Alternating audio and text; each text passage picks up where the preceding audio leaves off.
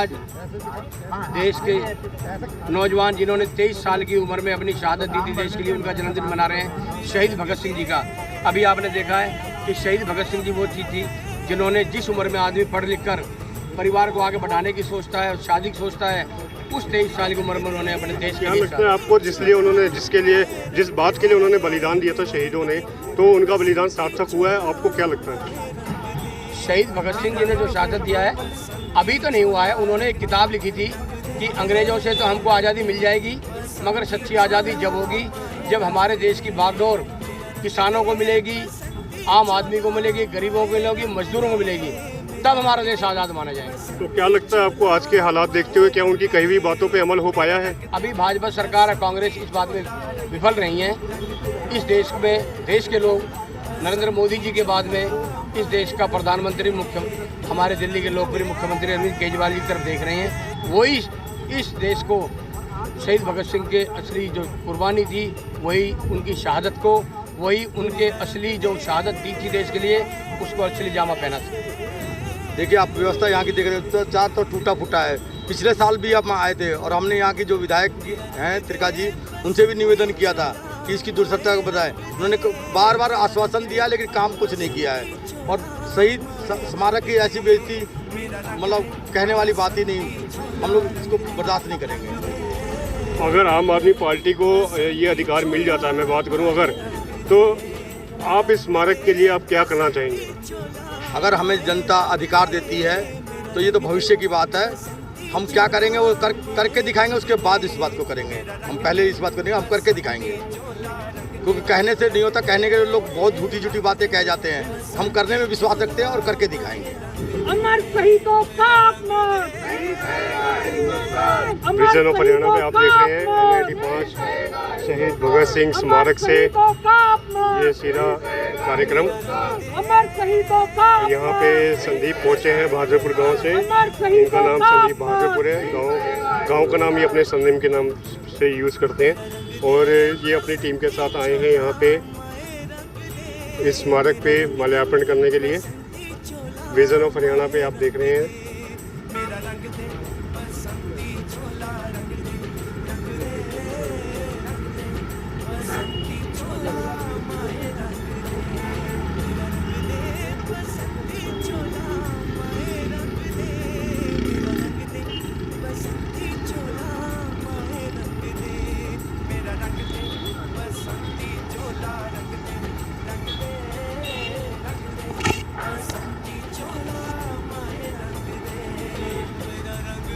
नमस्कार संदीप जी। नमस्कार जी।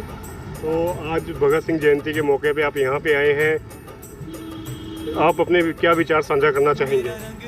देखिए, मैं राष्ट्रीय जाट एकता मंच जिलाध्यक्ष संदीप भादरपुर, हम एक संगठन चलाते हैं और देश में आज हम जो खुली सांस ले रहे हैं, तो ऐसा नहीं है कि हमने बहुत अच्छे कर्म किए हैं। सबसे अच्छे कर्म इन लोगों ने किए हैं जिनकी आज ये दुर्दशा हो रही है। इन लोगों की वजह से ही आज हम खुल के सांस लेते हैं और जो आज हम ये प्रोग्राम कर रहे हैं, जो भी कर रहे हैं, वो सब इन्हीं लोगों की बदौलत है। इन्होंने पाकिस्तान में जन्मे, वहाँ भी इनके मूर्तियाँ स्थापित हैं, वहाँ इनके नाम से रोड बनाए गए हैं और आज हमारा आज़ाद हिंदुस्तान आज देख सकते हैं ये मूर्ति लगी हुई है और ये कितनी दुर्दशा है। मैं यहाँ के पार्षद को, यहाँ के MLAs को बड़ा धिक्कार है। मैं यहाँ की NIT की जनता से कहता हूँ कि ऐसे पार्षद को और ऐसे MLA को मुझे नहीं पता कि ये किस मुंह से लोगों के पास चले जाते हैं, किस मुंह से लोगों से वोट मांगते हैं। जो अपने ऐसे जिन्होंने हंसते हंसते अपनी जिंदगी कुर्बान कर दी और फांसी के फंदे को गले से लगा लिया, वो उनका भी सम्मान नहीं कर पाते, तो धिक्कार है ऐसे नेताओं पर। मैं बालकृष्ण बाली RW प्रधान त्रिखा कॉलोनी से। आज भगत सिंह जयंती पर हम यहाँ फूल अर्पण करने के लिए आए थे और यहाँ की जो दुर्दशा देखकर मन बहुत ज़्यादा विचलित है कि जिन लोगों ने हमारे लिए अपनी जान दे दी, अपना सब कुछ न्यौछावर कर दिया, आज उनकी है दुर्दशा है। तो मैं तो सरकार से एक ही बात कहना चाहता हूँ कि इसको बहुत बढ़िया सुंदरकरण करें और इसको अच्छा बनाएं। इसको मैं देवराज शर्मा त्रिखा कॉलोनी वो प्रधान। मुझे ऐसा लगा कि जो हमारे शहीद जी हैं भगत सिंह जी, और आज से मैं पहले आया था, मुझे लग रहा था, मैंने बातचीत हुई थी कि हमें यहाँ एक अच्छा देखने को जो है यहाँ स्मारक मिलेगा और पार्क मिलेगा, वो हमें नहीं दिखा। इससे हमें निराशा हमें प्रकट हुई है। मैं पार्षदों से और एमएलए साहब से कहना चाहता हूँ, इन शहीदों के लिए आप जो है जितने हमें आज़ादी दिलाई है, हमें चैन की नींद इनके वजह से सोए हैं और इनको जो है आज सुरक्षित करें, पार्क को स्वच्छ करें। मैं अमरजीत रंधावा नारी शक्ति उत्थान संगठन से हूँ और आज मैं महान क्रांतिकारी भगत सिंह जी के जन्मदिन के दिवस में माला अर्पित करने के लिए आई हूँ। और मैं ये कहना चाहती हूँ कि जोगविंदर जी यहाँ की जो भगत सिंह चौक की दुर्दशा है बहुत ही बुरी है। मैं पहले भी यहाँ आई थी, आपको इनवाइट किया था लेकिन आप नहीं पहुँचे थे।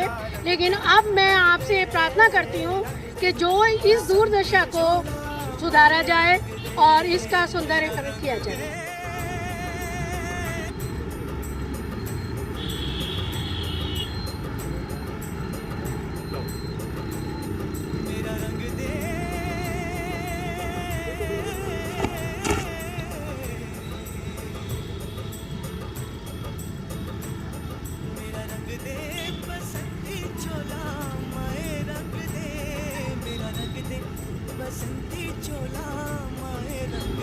भारत माता की जय, भारत माता की जय। शहीद आजम अमर रहे, शहीद आजम अमर रहे। वंदे वंदे भगवान परशुराम की जय। ये भारत भूमि वीरों की भूमि है। आदिकाल से और वर्तमान तक भारत माता की आज़ादी के लिए, आन बान शान के लिए समय समय पे हमारे वीरों ने अपने प्राणों की आहुति दी है। उसी कड़ी में शहीद भगत सिंह जी आते हैं तो इन्होंने हंसते हंसते फांसी का फंदा चूम लिया था। तो मैं तो अपनी तरफ से, समस्त अखिल भारतीय ब्राह्मण सभा की तरफ से इनके चरणों में वंदन करता हूं। और आज शहीद भगत सिंह चौक पर हमने पूरी टीम के साथ, हमारे लोधी समाज से प्रधान जी हैं, बाकी अन्य लोग हैं, पत्रकार बंधु हैं, सभी ने इनके चरणों में वंदन किया है। और बात जहाँ तक इस पार्क की आपने जो की है, देखो सरकार को वीरों के प्रति सरल भाव रखना चाहिए। मैं लाखन सिंह लोधी, संस्थापक लोधी राजपूत जन कल्याण समिति फरीदाबाद। आज हम शहीद आजम भगत सिंह चौक पर हैं। ये वो लोग हैं जिन्होंने देश की आज़ादी के लिए हंसते हंसते फांसी का फंदा चूम दिया था। आज़ादी की लड़ाई 1857 से लेकर के, चाहे झांसी की रानी है, चाहे अमर शहीद वीरांगना अवंतीबाई लोधी हैं, ऐसे अनेक वीरों ने अपनी शहादत दी, तब कहीं जाकर हम खुली सांस, आज़ादी की सांस लेते हैं। आज हमें जैसे सरकार ने कहा भाई शहीदों का सम्मान, तो मैं सरकार से भी जो प्रार्थना करूँगा कि इस चौक को जल्द से जल्द सौंदर्यीकरण किया जाए, बहुत अच्छा बनाया जाए इसको, क्योंकि इन शहीदों के कारण ही हम आज़ाद हैं। और युवाओं के लिए मैं एक बात कहना चाहूँगा कि भगत सिंह जैसे लोगों के बारे में उनको जानकारी होना चाहिए, उनका जीवन परिचय जानना चाहिए कि हम आज़ादी कैसे मिली थी और आज हम आज़ाद हैं। कितने लोगों ने बलिदान दिया था आज़ादी? अनेकों लोगों ने बलिदान देने के बाद हमें आज़ादी मिली है। इस आज़ादी को सस्ता नहीं मिला है, हमें आज़ादी अपना खून दे करके मिली है। आज हमें युवाओं से और युवाओं को इनके जीवनी को पढ़ना चाहिए।